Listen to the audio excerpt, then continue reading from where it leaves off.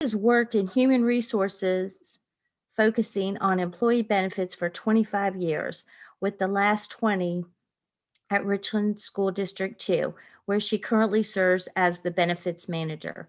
In her spare time, she loves to travel, scuba dive, and she assists her boyfriend in his home construction business. Stephanie recently obtained her South Carolina residential builder's license and plans to build homes full time after she retires in 2024. She currently resides in Blythewood and is a member of Village Church. And she also has a son who is a senior at, I'm sorry, Gamecock fans, at Clemson University. But, I'm a little, but it's okay. I love her and her son. They're very sweet. Welcome, Stephanie. We're so excited to have you.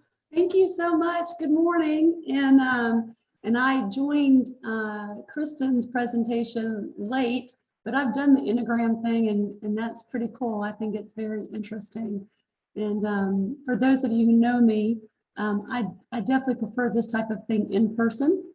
I'm really kind of an informal person. I like people to chime in and ask their questions. So you may have spare time because I might get done early and then you can go back to your breakout groups or something. So, but yeah, that's all very interesting. And I don't know what technical challenges she had, but I know how to use Zoom, but I've never presented my screen. So hopefully I can do okay. So we'll see how that works. Let's see. I'm gonna give it a shot. Oh, there you go. Now I just have to figure out how to play it. Well, let's see. Can y'all see the screen? We can see it. You might have to go up and do percent mode. Well, that'd be great if I knew how to do that. Or go it's at the very bottom in the right corner. You see where you can present, where the little percentage sign is, the very bottom right corner. Right now, all I'm doing is saying that I'm sharing my screen. Let's stop it for a minute. And then let's go. And down here at the bottom, it says share screen. I don't see present. In the program, there's a present versus just seeing the individual slides. It'll make it so it's one big screen. That'd be great if I knew how to do that. So if I'm looking at my screen, it says I see at the bottom, security, participants, chat, share screen. On your presentation, Stephanie. On my presentation. Yes, on the presentation screen. Okay, so I'm here. Yep, at the bottom right of that presentation screen, just like if you were going to present. Yeah, move over to the right. On your PowerPoint. Yeah, there you go. There you go. All right. Woo-hoo.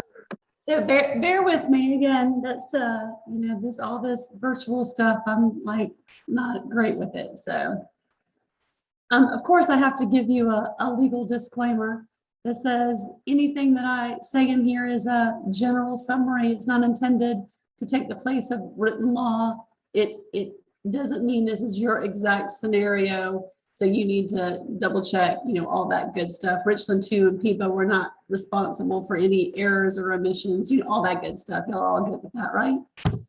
And what I'll do is get Mary Beth and Jennifer, Paula, whoever, just to check the chat. I want you to ask questions. It might be easier for me to try and go through some of the slides.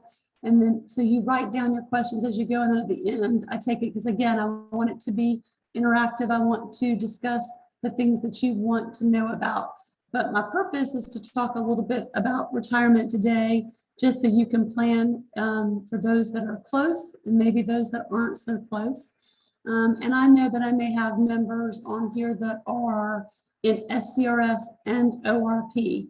ORP is our optional retirement plan, just to kind of give you a quick summary of both. South Carolina Retirement Systems is what we call a defined benefit plan. And basically what that means is you meet certain criteria, you become eligible to retire and they're going to define the benefit that you're going to receive, and you receive that for life. Back in 2000, they started the optional retirement program. It's a defined contribution program. And what that means is you give a certain amount and they're going to define what they give you. So it works a lot like a 401k where you put in your percentage, which is currently 9%. They match it 5%. And when you go to retire, what you have is what you have. When it runs out, it's over. And so I know I may have employees on here that have both. And so I'm going to talk about both, but the focus really is SCRS because it's the more complicated one. It's the one most employees have, whereas ORP is kind of, again, cut and dry. You retire, you get what you get. So how do you become eligible to retire? It used to be about... Am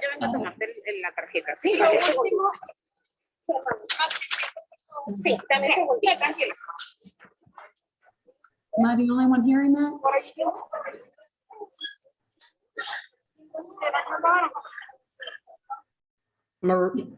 Okay, can y'all still hear me? Okay, sorry about that. So it used to be, 10, 15 years ago, I'd have an employee say, well, how do I become eligible to retire? And I'd say, oh, easy. And I'd say it and it applied to everyone. Well, that's not the case anymore. So it's really very difficult to give generic information because everyone's situation is so different. There are different rules for eligibility for retirement. And then there's another set of rules for insurance eligibility. And it also is based off of the date you became an employee. So it gets very complicated. So in terms of eligibility, employees can be broken up into 2 classes. So if your date of membership with SCRS was on or before June 30th, 2012, you're considered a class 2. And so again, that's your date of membership. So let's say you went to work for a public school district or state entity in 2010, and you worked a year and you quit and you kept your money on file, and then 5 years later you return. Well, that first date that you became a member is really your date of membership. So you'd be considered class 2. Now, if you pulled your money out when you left, you start back over. And for class 2 members, you reach retirement one of 2 ways. We have normal retirement and early retirement. And a lot of employees will say the word full to me. We don't use that because there's no such thing as full retirement. Everybody's calculation is different. So we use the terms normal and early. Normal means there's no penalty. Early means there is a penalty or a reduction. So normal retirement is when you turn age 65 or you reach 28 years of service. And if you retire based on age, you have to have at least 5 years of earned service credit. So you actually worked and earned that money and keep a participating employer. You can retire early, again, with reduced benefit. You can go as early as 60, and you get a 25% reduction. It's basically 5% for every year you're younger than 65. Or you can retire at age 55 as long as you have 25 years of service. Then the reduction is 4% for every year you're under your 28 years. So the max is 12%. That one has implications about insurance, but those are ways to retire early. I saw something pop up in chat. I didn't see what it was. Let's see if you buy time back, you It was a question. If you buy back time, do you go back to the first date of employment? Great question. So yeah, so let's say you worked 20 years ago, you pulled that money out, you've now come back to work, you're a class 3. If you go back and buy that time, you will revert to that date of membership and you will go back to being class 2. So very, very good question and can make a big difference, even more so in retirement insurance eligibility, even more so than retirement itself. So a lot of times that's really a smart thing to do. So for class 3 members, you would have become a member on July 1st, 2012 or later. Normal retirement is still age 65, but you have to have at least 8 years of earned service, or you can retire regardless of age under what we call the rule of 90. And what that means is your age and the years of service must add up to 90. So if you're 56 years old, you have to have at least 34 years of service. An easier one is, let's say you get a job at 30, you've got to work until you're 60. You will have worked 30 years, and you'll be 60 years old, so that equals 90. So you can see, depending on when you join employment, retirement is a lot longer in cases than it would be with the Class 2 members. There's only one way to do early retirement. They don't have the 55, 25-year rule. They only have the age 60. And again, it's that same 25% reduction. But you've got to work at least 8 years to be vested. In Class 2, it's 5 years. And let's see how I go to my next screen. Oh, there we go. When an employee goes to retire, they basically have 3 options to choose from. You don't make that decision until you actually are retiring, and we call them option A, B, and C. So option A gives you a retiree-only benefit. They do their calculation, and their calculation is based off of years, months, and days of service credit, your average final compensation, and we're going to talk a little bit more about that, and then a factor. And so they calculate your benefit, and you get that benefit for as long as you live. Okay. If you choose option B or C, they reduce the amount of money that you get each month. But the reason for that is when you pass away, a benefit would continue to your beneficiary.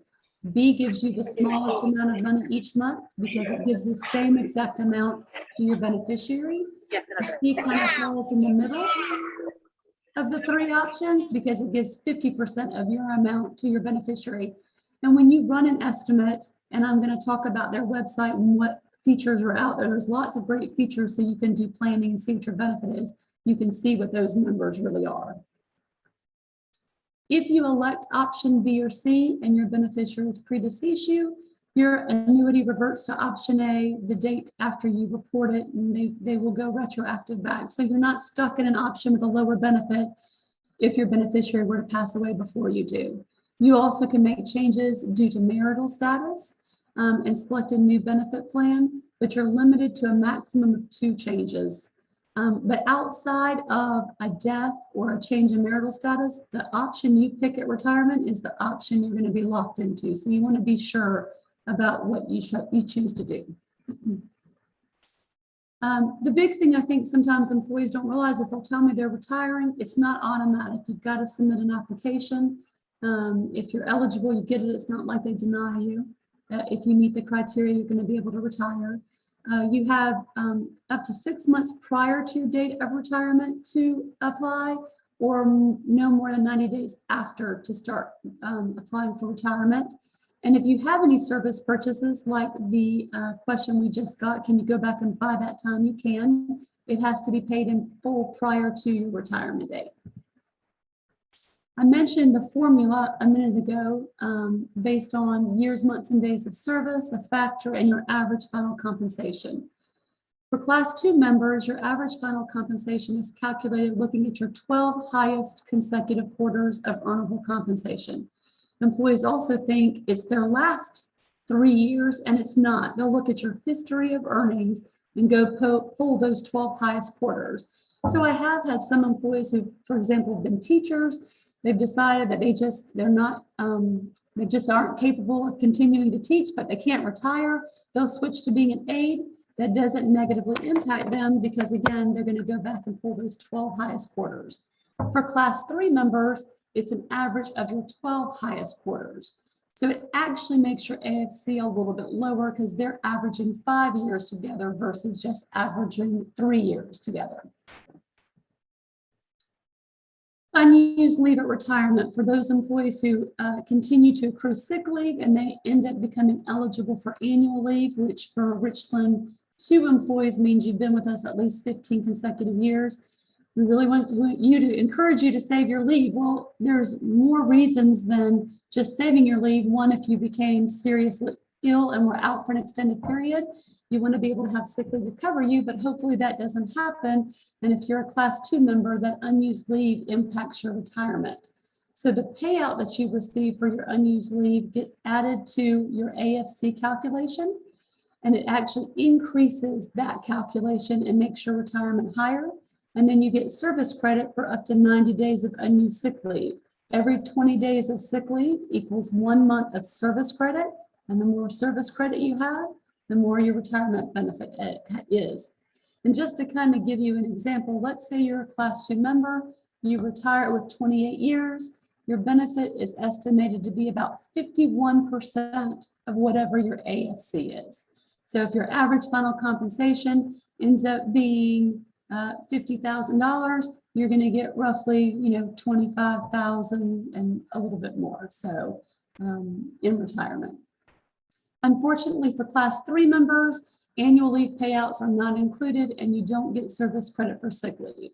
So again, if you have time to purchase that would reestablish you as a Class 2, pretty good idea, can make a pretty big impact on your retirement. I'm not going to really spend time with this. This is in the handbook, which is on their website, which I'm going to share with you later, but it kind of gives you an example of how they determine that. And again, I told you they look at your AFC, your highest years of earnings, and then there's a factor. That factor is 1.82% for SCRS members. This used to be a lot more important if people wanted to try and estimate their benefit. But again, now PIBA has enhanced their website. You can go get an electronic, so you don't really need to know the math. We do have employees who retire and are interested in coming back to work as a working retiree. That is an option. There are some severe limitations, but it is possible. You do have to resign from your position and be resigned for at least 30 days before you're even eligible to retire. I've had employees come back and have a little mishap, and then they have to re-retire. It kind of suspends their benefits.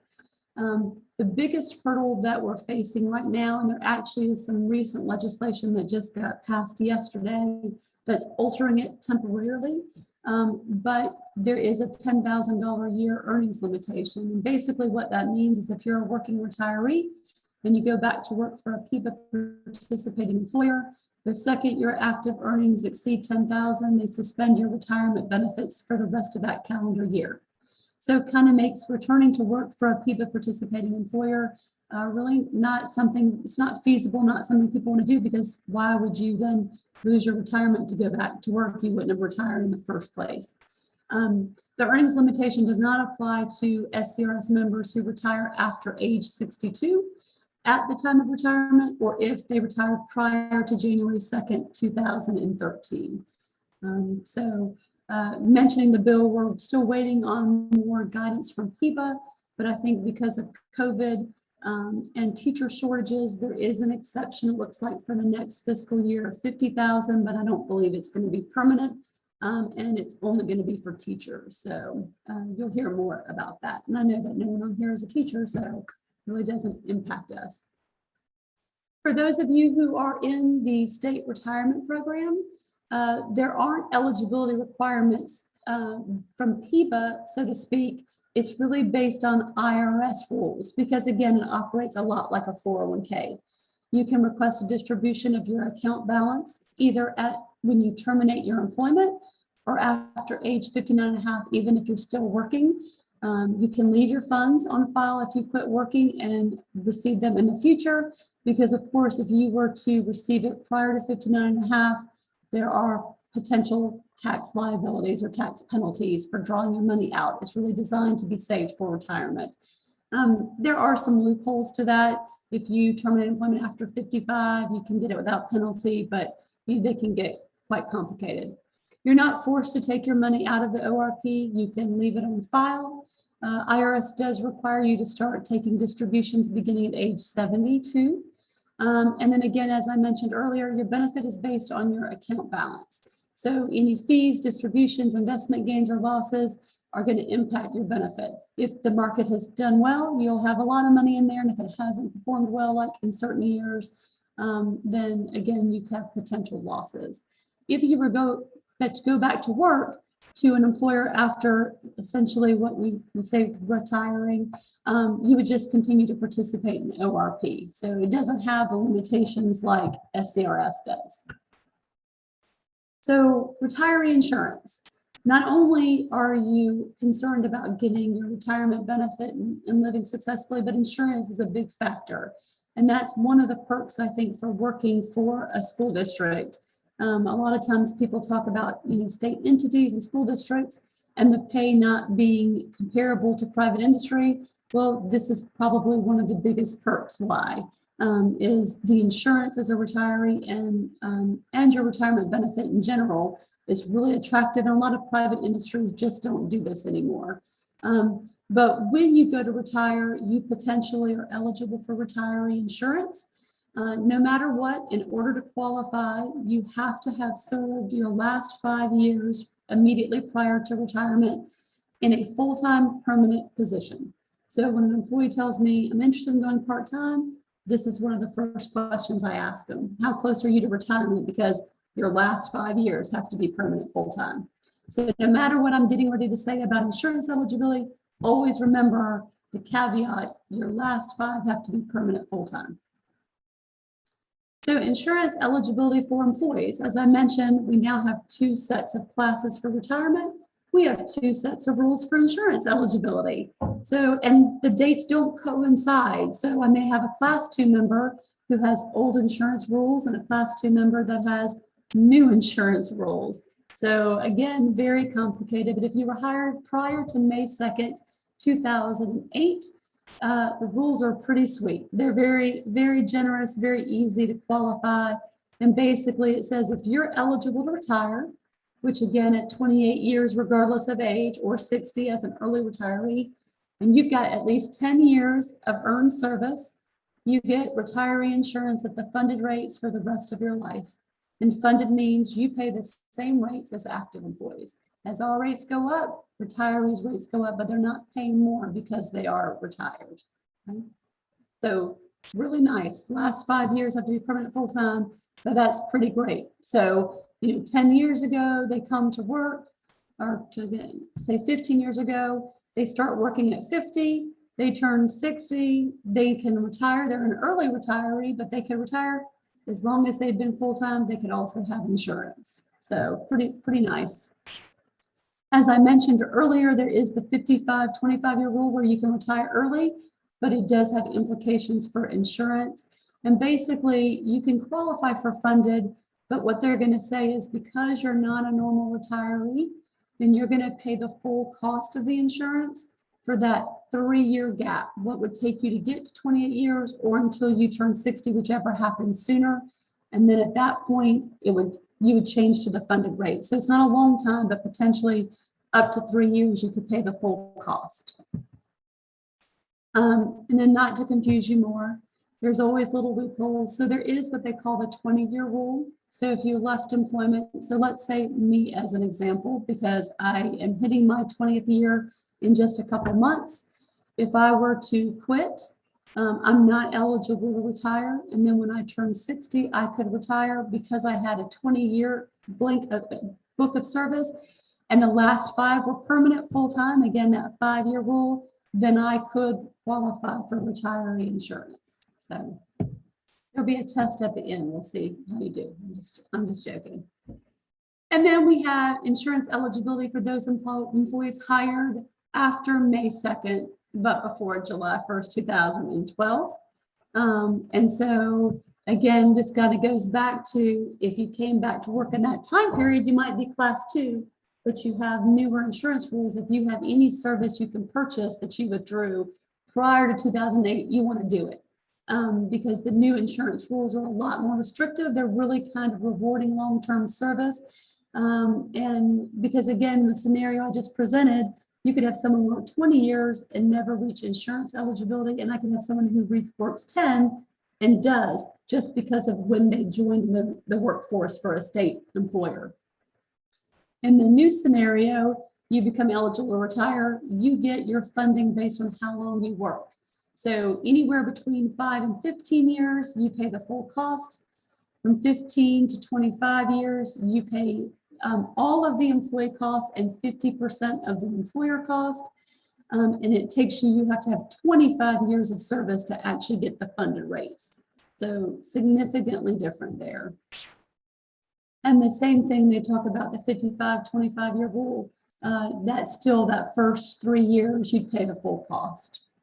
And then eligibility for those hired January 1st, 2012 or after, it's the rule of 90. So really the rules are the same. It's just the 28 years doesn't matter except for those who are in ORP. So in retirement, you can continue your health, dental, and vision. If you are Medicare eligible, then you also have the option to enroll in a Medicare supplemental plan that includes prescription drugs. These are the core benefits that you have now, and they will deduct these premiums from your retirement check if you're in SCRS. If you do anything voluntary, those carriers will send you bills and you can pay them directly, like our cancer, critical illness, universal life. You do have term life insurance while actively employed. You can convert that into an individual policy. Optional life through PIBA can be converted or ported. Ported means you keep it as a term policy. Conversion means you turn it into a whole life or universal life. And then dependent life can be converted. So they don't end, but they do have to be modified. For those, again, as I mentioned, that are going to be eligible for Medicare, when you retire, Medicare becomes primary. You have to sign up for A and B. If you are receiving a Social Security check, it's automatic. If not, you have to enroll. TRICARE supplement, we do have some military spouses on here, I know. We do have a TRICARE supplement that ends at age 65. And for those who cover a family member that doesn't have Medicare, then their plan continues to be the state health plan that they currently have, whereas you have the benefit of having a Medicare supplemental plan. Just to kind of give you an idea, people understand, often ask, well, if I have Medicare, why do I even need a supplement? Well, and Medicare is great, but it does have higher deductibles than probably we're used to. For a hospital, the deductible is $1,484. For doctor's visits, which is B, it's $203. And then you have per day charges. The great thing about the supplement is it picks up these deductibles. So it pays what Medicare doesn't pay for Medicare approved services. So the retiree with them having both plans essentially pay nothing as long as it's a service approved by Medicare. And again, all of this is in the insurance benefits guide, so I won't spend a lot of time on it so you have time to ask questions. But the drug plan with our supplement is considered a Medicare Part D drug plan. And so you don't have to go purchase a separate plan. And then if you were to go back to work as a working retiree, like we talked about earlier, you have to return your insurance to the active group. You can't keep it under the retiree group. So resources. So again, I just teased and said, we'll have a test. You don't need to remember anything that I said. All of the resources are out there. And I'll be sure to get this to Jennifer to send out to everybody. But they have a Be Aware and Prepare presentation, a lot like what I just shared with you. They go into Social Security a little bit more. They talk about the PORS, which is the police officers retirement system, a little bit more. I didn't focus on that because we're not in that system. There are retirement plan member handbooks. There is the SCRS member handbook, which again goes into depth. There's a navigating your benefits site on PIBA, which kind of gives some simple explanations of different things. And then PIBA has their own YouTube channel now with a lot of videos about that. The most important thing I want you to take away is this member access. So several years ago, you used to probably remember getting a retirement statement, and those stopped, and that's because now members can go get this information themselves. PIBA's website is www.piba.sc.gov. And for those of you who aren't aware, PIBA stands for Public Employee Benefit Authority. And when you go there up at the top right, it says member access. You click on it. If you've never registered, it's not difficult. Kind of like when you go to do a credit check, it'll say, look at these addresses and pick one that you lived at in your lifetime. But once they get you registered, you can go out here, you can see your beneficiary information, you can pull your statements, you can request the cost of purchase service, you can do calculators to find out how much that would cost, and you can do benefit estimates. So you can run an estimate for your projected date of retirement. You can play with what you think your average final compensation is going to be, and it really kind of helps you plan and shows you. It shows you your benefit for option A, B, and C, as we talked about. When you retire, do you leave money to a beneficiary? So it's actually a great, great resource. Once you retire, you can still use it, And then when you register, it'll tell you, you can get statements, you can get your 1099s, everything you want to know. Since I moved ahead of myself. So kind of shows you some of the things that are available on that website. And even now that we're in this COVID era, PIBA is not even open to in-person meetings. So when I'm working with an employee who's retiring, they actually can apply for retirement online and upload their documents. So again, really great. But for retirees, they can also update their direct deposit information, see their payment history, change their tax withholding. For state ORP members, you can go out there and link to your provider, because again, you should be getting quarterly statements from your provider, letting you know how much money is in your account, but you can update your address with PIBA and receive messages about the open enrollment period for those that are in that. I guess that's it. All right. So I did see that somebody else that's like, so you can't get your actual information, just an estimate. Okay. It is your actual information, but PIBA is very careful about everything that they do. So when they send that estimate, they're going to say, this is an estimate. We need to make sure we have finalized your records. And I'll give you a couple of scenarios why.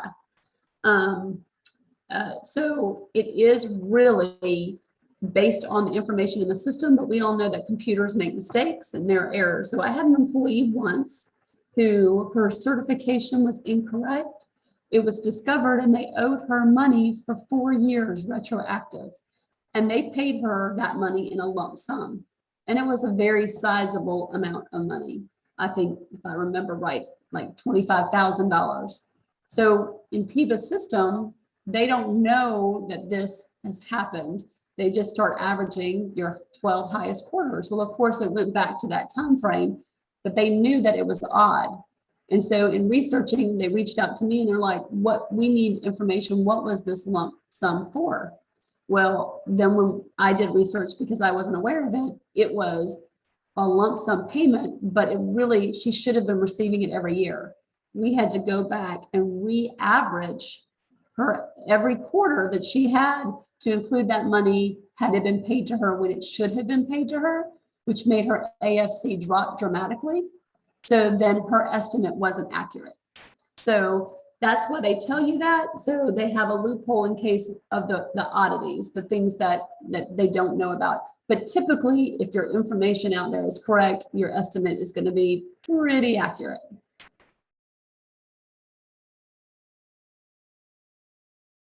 Okay. She said she just got 21st year. Yay, see, we're close. But that's a great question. But yeah, that's even when I run estimates for employees, it clearly says on here, this is used for planning purposes. It's only an estimate until you're final. It's you know, they want to give themselves a loophole in case there is an accident.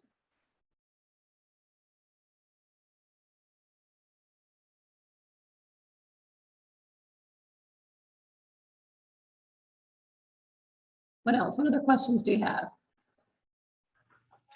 I have one question really quick, Stephanie. So Okay. fourth bullet, it says make an irrevocable decision to switch to SERS if eligible. To find out if we were eligible, will we contact our benefits representative to see if we would possibly be eligible? Yeah, so you're in ORP and you're talking about switching to SCRS?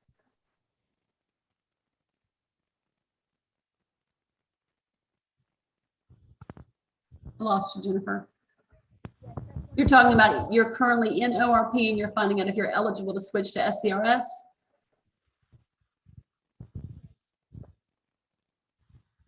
I'm going to take that as a no. You can't hear me. No, now I can. So you're okay.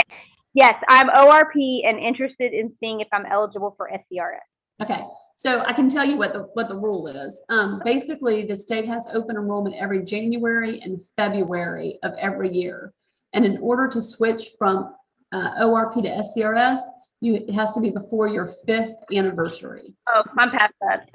So once you pass the 5th year, you're no longer eligible as long as you remain employed at your same employer. So if someone left a district and went to another district, they'd have the option to choose at that time. I'm not saying that to encourage you to leave. I'm just, you know, that's that's one of the things that gets a little confusing, is because then they're told they can't, but then they come and we're like, oh, now you can, but it's changing. That doesn't happen for state entities. So state entities are actually all considered one employer through the Comptroller General. So when they switch from like Department of Insurance to Department of Administration, it's a different division. They're not seen as going to a new employer, so they don't have that option. But school districts are separate entities. We're not technically state employees, even though we have state insurance and retirement, which gets very confusing. Thank you. I thought that was the answer. I just wanted to double check.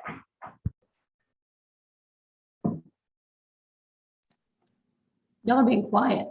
Any other See, questions? when it's in person, it's not this quiet.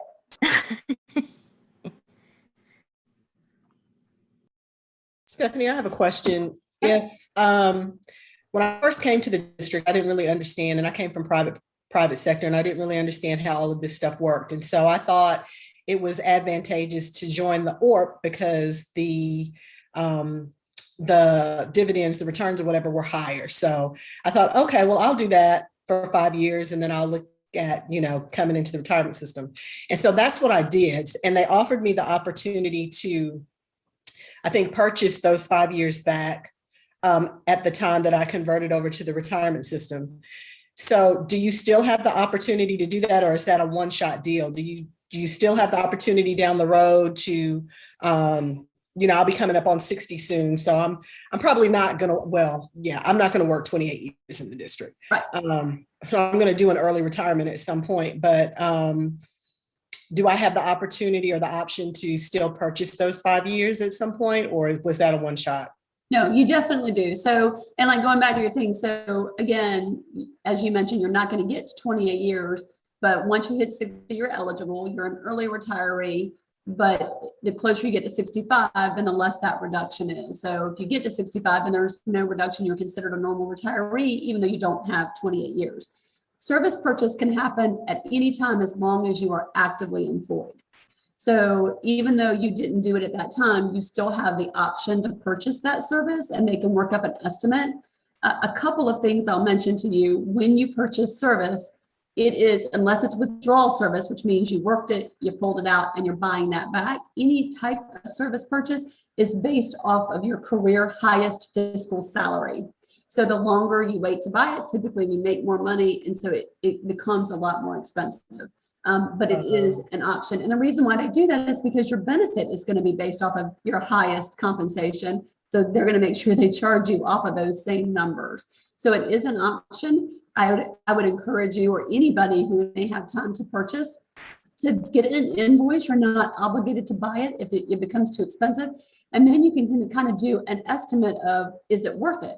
So you can sit there and go into my member access, run an estimate of, let's say I'm 62 and I've decided to retire, and I don't buy that time based on my current numbers. What am I going to get each month? And then we run the estimate and say, I am going to buy those 5 years, and put that in there and see what the difference is. And then if the difference is massive, it may make sense to buy that service because you'll recoup your money and then some. Or you may say, oh, it's not a huge difference and the cost is so high for me to buy it, it's not worth it. But it just lets you make an educated decision about going the route that's best for you. And service purchase can be done a number of ways. So you can have money in another type of retirement account, and you can roll that money into it to buy time. You can, if you have the money in the bank, you can write them a check, or they even have loan options. So to kind of give you a couple of examples, Georgia, I was just like you, came from private industry. I'm like, I don't know if I'm going to stay here. And to be honest, although I love insurance benefits and HR, I was used to the private sector. So really wasn't excited at Richland 2 for the first couple of months, because it was a very big shift in what I was doing. And so I thought, I'm not going to stay here. So ORP is what I chose as well. I changed my mind and decided that I liked it, and did the same thing. I switched to SCRS before my 5th anniversary, but I did buy my time at that time. And I had some money in a 401k, so I moved that over. I didn't have enough, and I took out an installment service purchase plan and started buying back that time because I didn't have enough. The thing is, you will have the money that was in your ORP to kind of go towards that service purchase. And I'm even in that scenario now, as Mary Beth did my little bio. I am set to retire July 1st, 2024, and I will only have 23 years in the state, and I will only be 49 years old. So as I've already shared with you the rules, I'm not eligible to retire because I don't have the age and I don't have 28 years, but I am buying 5 years of non-qualified service.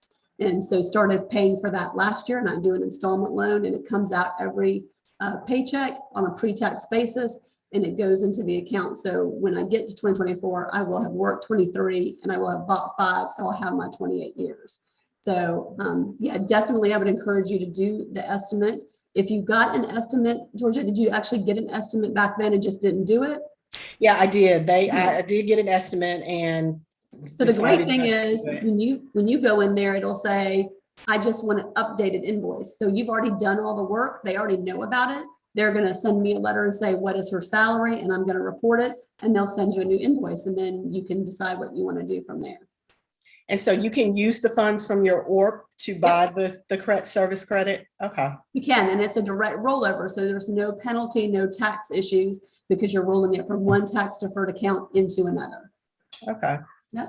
And I love that. Can you be a member of both SCRS and ORP? You cannot. Now, for those people who are in either SCRS or ORP, as you probably are all aware, we all contribute at the same rate, and the rate is currently 9% of our gross wages, and that goes in there. The only exceptions are special. So like when we got the bonus recently and last year, those things aren't subject to retirement. They don't count in your benefit, but you also then don't pay retirement out of that money. But I do have employees who say, I want to save more. So you can open up a voluntary retirement account. We offer a 401k, 403b, and a 457. So again, me in preparing for retirement, I defer into a 401k. I defer into all 3 of them. Just trying to get ready to pay off this service purchase because I'm going to owe some money in order to be able to retire. And so you can put into there up to 19,500, and they're even higher if you're over a certain age. And so you have options to save more money for retirement if you want to. And I can definitely get y'all some information about that as well. But you can't be in SCRS and ORP.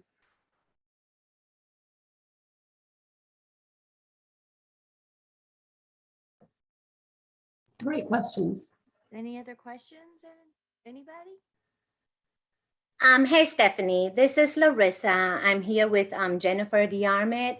So I had a question. I was hired a couple years ago. It was before 2008. And I don't even know which plan I chose, if I chose the ORP or the SCRS. How do I find out which plan I'm in? Okay, well, a couple of things. You can look at your pay stub, and it will have a deduction, and it will either say retirement, which means you're in SCRS, or it'll have the name of your vendor. It'll say ORP. I would say that you're probably in SCRS, and the only reason why I say that is because if you were in ORP, you should be getting quarterly statements from your vendor. And, and your vendors, AIG, Mass Mutual, which just got bought by Empower. We just switched one of them. Now the names are wrong, like TIAA is one of them. It was MetLife. Oh, they got bought by Voya. So if you're not getting a statement, I'm going to guess you're in SCRS. All right, thank you. You're welcome.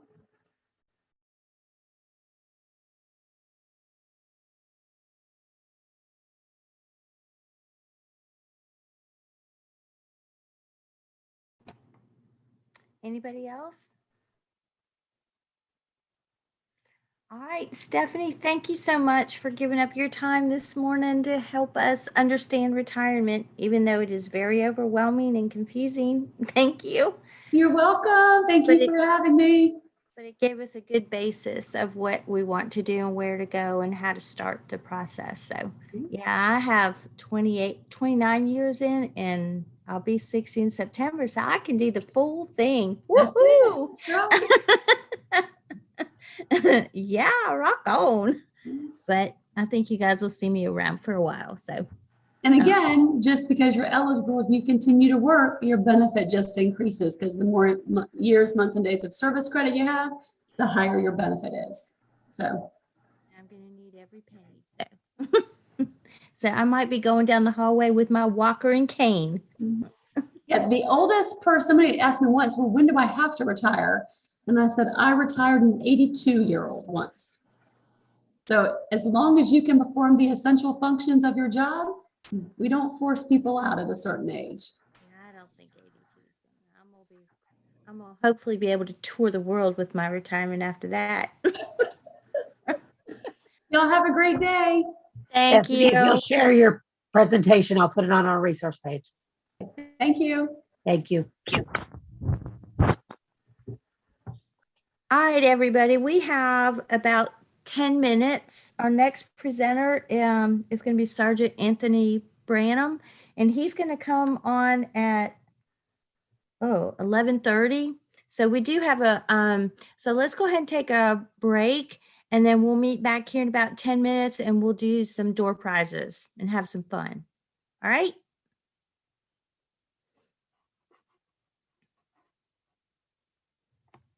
So let's say 11:15. Let's meet back at 11:15.